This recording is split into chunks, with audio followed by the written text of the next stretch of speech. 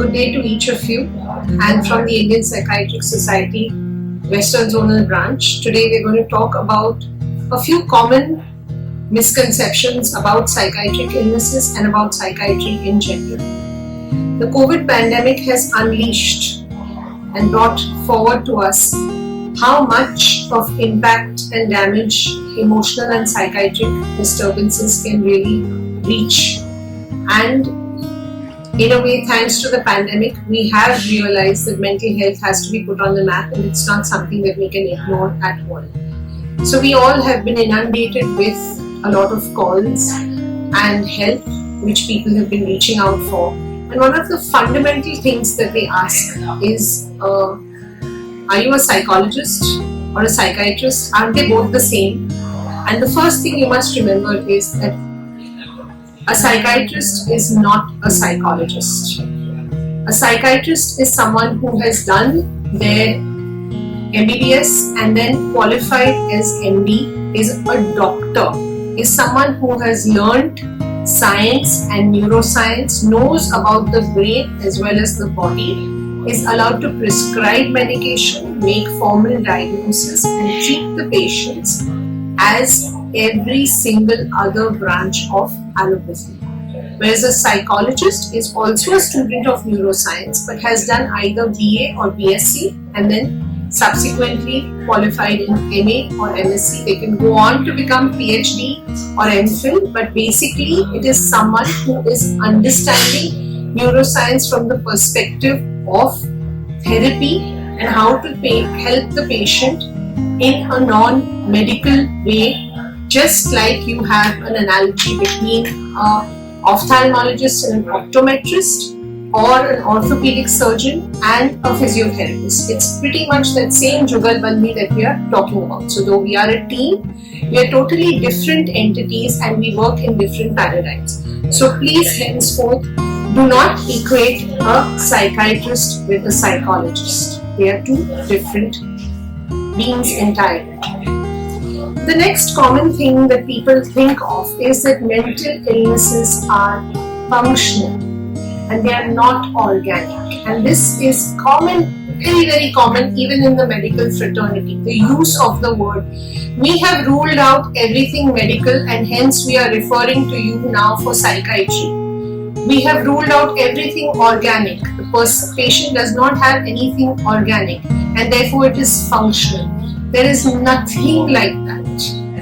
Just because you don't have a test to pick up a psychiatric illness does not make the illness functional. It is a deficiency of medical science and the progress of science that we have not been able to pick up these disorders because they occur at a molecular level and at a genetic level. Today, neuroscience has progressed ahead by leaps and bounds. You have SPECT scans, you have CT PET scans, and you have all types of imaging and all types of testing using biomarkers where we are trying to find simpler ways to diagnose psychiatric illnesses which would be uniform across the globe.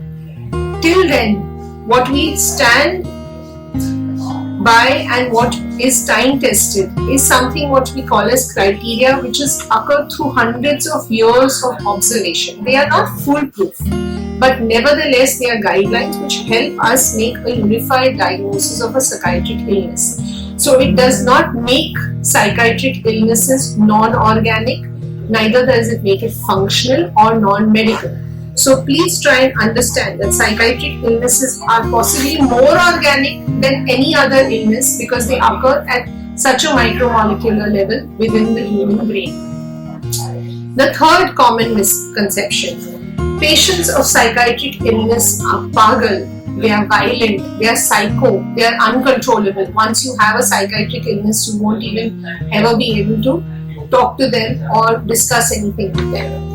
The commonest psychiatric illness prevalent today in the whole world is depression, and it's up to 20% of the population. What we mean by that is out of every 5 people walking on the road at any given time, one of them, irrespective of the age, one of them may suffer from depression. That's how common it is. in terms of morbidity of illnesses. Depression was the fourth leading cause of illness, and now it has gone up to nearly the second leading cause of illness worldwide.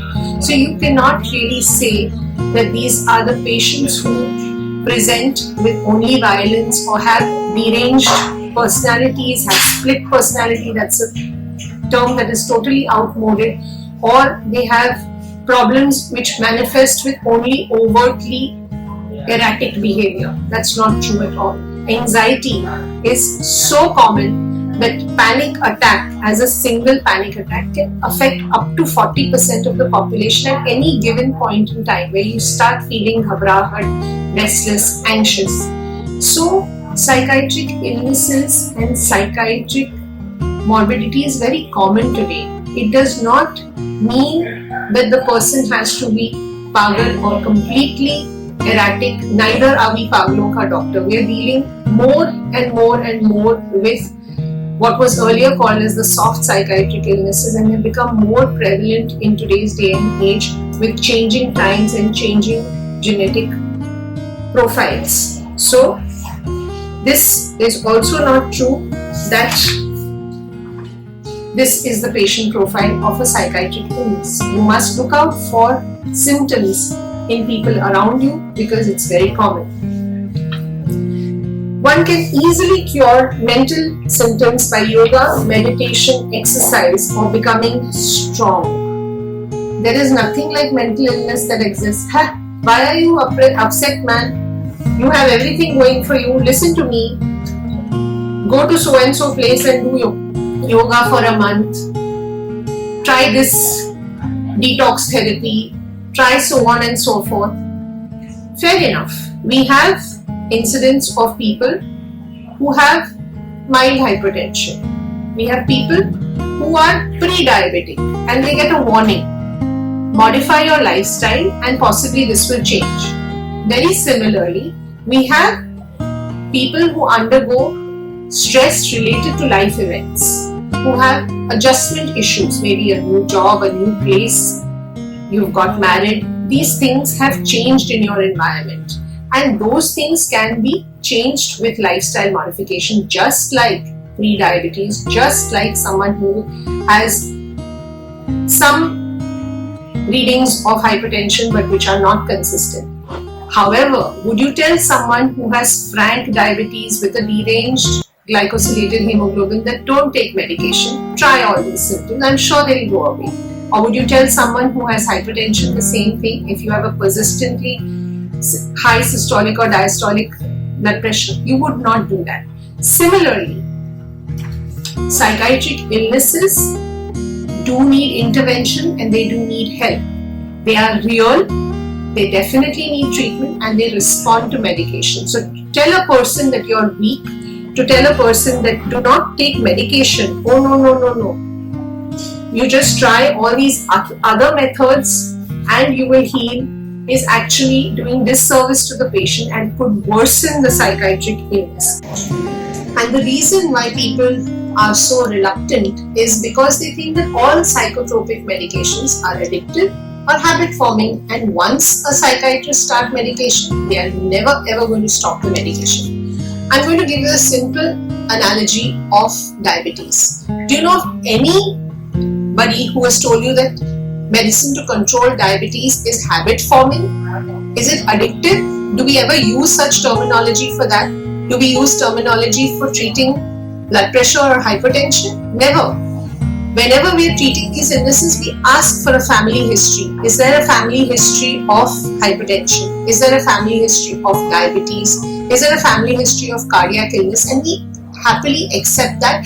And knowing well the family history, we are okay to take treatment for a long period of time. How often are these drugs stopped? Once you're diagnosed, more or less throughout your life you have to continue them. Very rarely do they ever stop the medication. So too with psychiatric illnesses and psychiatric medication. They are needed to reach a certain level of neurological homeostasis, and that's what we are trying to achieve when we give you the medication. So they are certainly not habit forming, they are certainly not addictive, and the psychiatrist will guide you how to taper off and keep on a maintenance dose, just like we do for epilepsy, just like we do for diabetes, just like we do for hypertension. So this is the next myth which we have just busted, and that you don't have to be scared of, because the medication available today are with much less side effects and they are much more patient friendly. Once your doctor prescribes it, please do continue as per medical advice. Then most people think that children and adolescents cannot suffer from psychiatric illnesses. If a child or adolescent is diagnosed with a medical illness or a psychiatric illness, it's because of bad parenting. It is because the environment, there's something wrong. It's because the family must be dysfunctional. It's because the mother is a divorcee, or the father is a divorcee, or the grandparents are too lenient, and so on and so forth. Nobody thinks or understands or is willing to accept the fact that there are illnesses of development. There are some children who are born with reduced intellectual capability. We've had them for years and we've understood this for years. Similarly, we see autism in childhood. We see children who have hyperactivity in childhood. And the good part of it is that you have treatment available and you have therapies available if diagnosed early. So if a parent feels that this is my child is very anxious, is not really socializing as much as I expect the child to, or there's a change in the behavior, my child used to be fine. We have so many who are coming to us after the pandemic because of high anxiety, depression, suicide. Fortunately, the parents were wise enough and were accepting enough to think that this is a red flag and we need to bring the child here for treatment. Please do not wait. Psychiatric illnesses can happen at any age. They do not need a green signal from you or me or a green flag to say yes, at this, once I reach 18 I can have a psychiatric illness. Not like that. Bring your child, bring your adolescent, bring your elder individual, anyone, once you feel that there are symptoms which warrant attention. At the most, the doctor will evaluate and say, yes, this may be related to environment or this may be adjustment, and we don't need to treat beyond a certain point. However, if the person requires treatment and you brought them early, then definitely there will be a change in the outcome. So this was the next myth, that they do not suffer from illnesses. They definitely do, and there is definitely treatment available. The other common myth is children, adolescents and pregnant women should not be treated with medication. It's quite the contrary. If children and adolescents are not treated in time, the consequence can be really, really heart-wrenching. All of you read about suicide day in and day out in the papers, and we are seeing more and more youth dying by suicide. If there are elements that we can control through treatment and through preventive strategies, we must try our level best.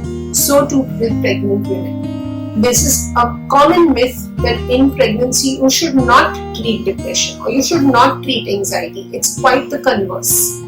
Please remember that an anxious mother is going to lead to a child who has some aberrant neurodevelopment because the uterine environment is compromised. Today we have a whole field of perinatal psychiatry where preservation of the mental health of the mother, both antenatally, during delivery and postnatally, is most important, not only for those who suffer from psychiatric illnesses but for those in the general population as well. It has become most important to assess mental health and see that the mother goes through safely through pregnancy so that we protect both mother and the baby from any onslaught of any illness. So definitely children, adolescents and pregnant women can take psychotropic medication and they should be treated at the earliest possible to prevent worse outcomes in them.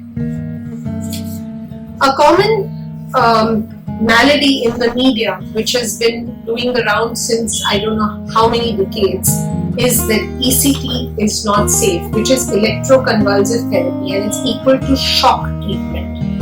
The way it is portrayed in cinema, the way it is portrayed in certain novels, the way it is portrayed in print media also has been extremely stigmatizing. ECT is one of the best modalities of treatment that we have ever offered. Today, there is a lot of new neuromodulation techniques which have come out, like RTMS, TDCS, which are also being used for treatment. But ECT has stood the test of time. To give you a small example, ECT is so safe that at times when we cannot give pregnant and lactating women anything else, we offer them ECTs because it is safe for them even during the pregnancy. And according to the new Mental Health Care Act, ECT has to be given in a very scientific manner, under anesthesia, in a regulated systemic fashion. So there is no question of it being given the way it is depicted in common cinema. Also, we do not call it shock therapy. We either call it ECT or we call it brief pulse therapy, and it is extremely safe, to reiterate again. Another common myth that we have of mental illnesses is that people who take drugs and alcohol are addicts. They are useless people, they have no character, and they should really be shunned in the society. Please understand that substance abuse is an illness. It is a very well documented medical psychiatric illness which needs help. Just like the liver gets affected when you consume alcohol, so too the brain gets affected when you consume alcohol. And you are willing to do anything to treat that liver just because the jaundice shows through. But you're not willing to do anything to treat the brain when nothing shows through except sometimes aberrant behavior later on. So these people, which form a bulk of our society, one of the leading causes of psychiatric morbidity is substance use world over, are people whom we need to rehabilitate. We need to find a way to help them get better, however tedious it may be.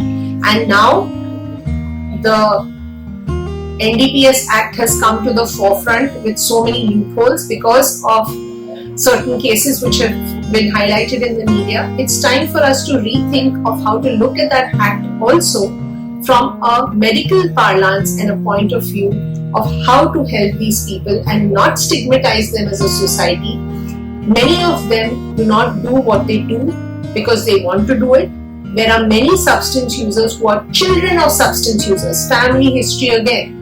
You ask in diabetes, you ask in hypertension, you ask in cardiac illness, you ask in substance use. And they have brains which are vulnerable to substance use and therefore they consume substances. So we really need to find these and we need to treat them early on. So let's not call them addicts. Let us not stigmatize them, and instead let us treat them and understand that it's an illness. And our final myth for today is that homosexuality is a new age fad and psychiatrists can actually cure the same. So the only reason why people should go to a psychiatrist is for cure of homosexuality. I have only one question for people who believe in this. Can you cure heterosexuality?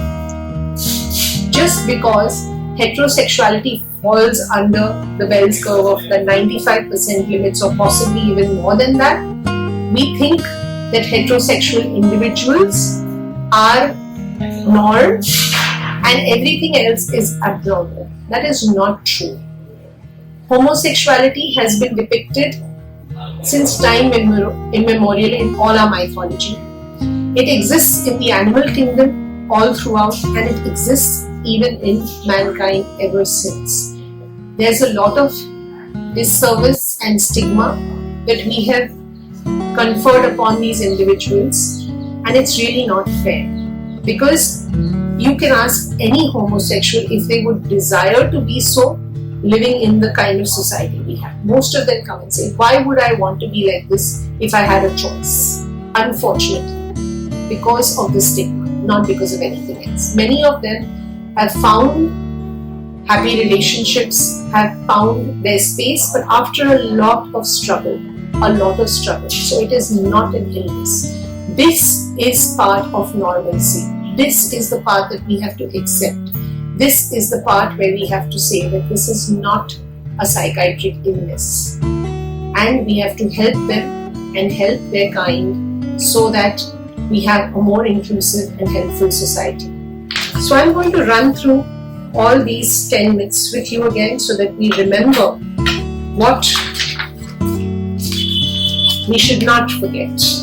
First is that psychiatrists are not equivalent to psychologists, although they work as teams, just like orthopedic surgeons and physiotherapists, ophthalmologists and optometrists. Mental illnesses are not functional. They are as organic as other illnesses, and we have to remember that they are not myths or make-believes, they are real life illnesses. Patients of psychiatric illnesses are pagal, psycho, violent, uncontrollable, not true. The presenting face of psychiatric illness may be so silent that it could be missed and picked up only when the person dies by suicide. We don't want to wait till that happens. One can cure mental symptoms only by yoga, meditation, exercise, or becoming strong. Some lifestyle modifications can help in all illnesses when it is an environment-related issue, not when it is a proper illness. For that, we need psychotropic medication, which is certainly not habit-forming, nor is the psychiatrist going to continue it for an indefinite period if they feel that you don't need it. Children and adolescents can suffer from mental illnesses for sure, and children, adolescents and pregnant ladies do respond to treatment and they do need treatment. ECT is a good modality of treatment. It is not called shock treatment, and it can be very, very effective and very helpful when recommended by your psychiatrist. Please let us not shun substance abusers. Let's call them substance abusers or harmful users, and let's not call them addicts. We have done this service for such a long time. They have illnesses, they need treatment. The ones who don't need treatment are the ones who have homosexuality, which is not an illness, and we need to integrate them into regular society. And why is all this important? Because a recent publication has shown that 1 out of every 7 Indians suffer from a psychiatric illness. If we have to do anything, we have to do it now. So let's do it together. Thank you very much.